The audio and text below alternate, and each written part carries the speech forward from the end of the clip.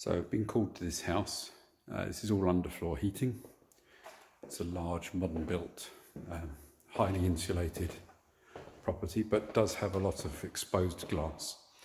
So this is a kind of property I would argue that needs some kind of room influence. But the room influence, I would argue, should be on a weather compensated system. So this floor requires relatively low temperatures in order to maintain the floor temperature. And we've got floor temperature now of 30 degrees. So the centre of the floor is exceeding the, could we see that? Let's see if I can get it to focus properly. 30.4, so exceeding the maximum floor temperature, and the room stat is set to off, 20 degrees. I can't do this one click. But I can tell you now, it's very warm in here. So now, surely the sun has contributed towards that. Yeah, it's only 5 degrees outside, but I'm sure the sun has contributed to the temperature in the room.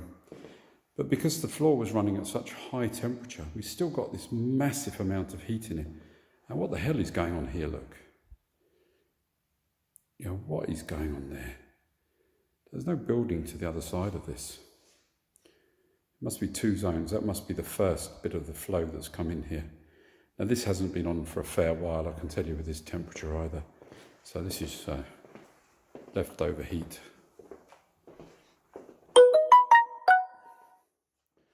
So in this room, it looks much more like the heating's been off for a little while in here, or the wood's doing a much better job of dissipating the heat. And here we can see that the periphery, basically we can follow the line of the underfloor back to the manifold cupboard. But again, I mean, the overshoot here is enormous. So I get confused with my cameras. We are set to we've got 23 degrees. That's set to 20 degrees. So we've got a 3-degree overshoot. Now, bearing in mind that, if we had weather comp on this, these overshoots would be much, much smaller. We'd still get some problems with the solar gain. And I am advocating here that we would use some room influence on this kind of property. But the overshoots are enormous. And look at the residual heat in the floor, 34 degrees. I mean, this is crazy. 34 degrees. It shouldn't be possible, should it? We've got a maximum of 35, look, right where you'd sit on there. 35 degrees floor temperature. It's really uncomfortable in here. Stat in this room, over there. So it's very difficult to juggle two phones. The stat here is set to 20, and room temperature in here 23.5, and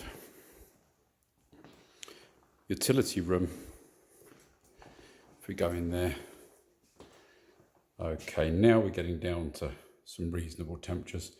That's because the room stat's set to 17, and in this room it's probably about 21 degrees, something like that, pretty close to the floor temperature anyway. Let's see what the stat says. Yeah, it wasn't a bad guess, was it? 20 degrees. So it's quite comfortable in here. And we've got the usual small difference between the floor temperature and the room temperature that you'd expect from a highly insulated house. So this is one of the problems. We've got to get these low temperature systems in. We can't be doing with this just crazy oversupply. Let's have a quick look at our boiler. Now, we've got only underfloor on here. Okay, sorry, wrong camera. We've got 68 degrees. I think that's off at the moment, isn't it? Is that the pressure or the flame? See if I can get some light up on it. Yeah, that's the pressure. So it sounds like the pump's a bit rough. Oh, look, 66 degrees, and the rotten thing's firing up again. When will it stop cooking this house? It's madness. And I've got this big boiler in here for this big house, and all the stats are off. There's probably one somewhere on, just one, calling on this entire boiler. It is lunacy. And this is what I'm trying to get across to the suppliers. We can't go on designing systems like this. This is madness.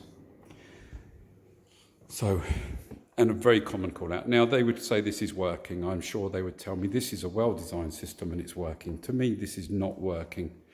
And this is crazy. And where's the energy saving? Where are those stats saving all the energy? If they're cooking the property, causing all these overshoots, what's going on? Right, so let's just have a look in here. Now, yeah, typical, set to 60. Yeah, set to 60. So very typical of what we would see. The installers come along, slapped it in, set it to 60. Yeah, I'm being brave here because normally if you touch these things, so I mean that's probably a bit for, yeah, what did I tell you? Look, bugger. I don't swear very often, but every time I touch one of these things, they leak, look, pouring out of there. Now I've got another job to do. I've got to replace this. But, you know, this doesn't have to even be here. This could be a Vaillant system. None of this is needed. Now I've got a leak. I've got a charge for that. I've got isolation valves there, or I've got a drain down. Isolation valves look after the mixing valve. This is manufacturer's spec. You know, this isn't the installer that's designed this. This is a manufacturer that's designed this. Why don't we have valves here? Anyway, do I sound frustrated? If I do, it's because I am.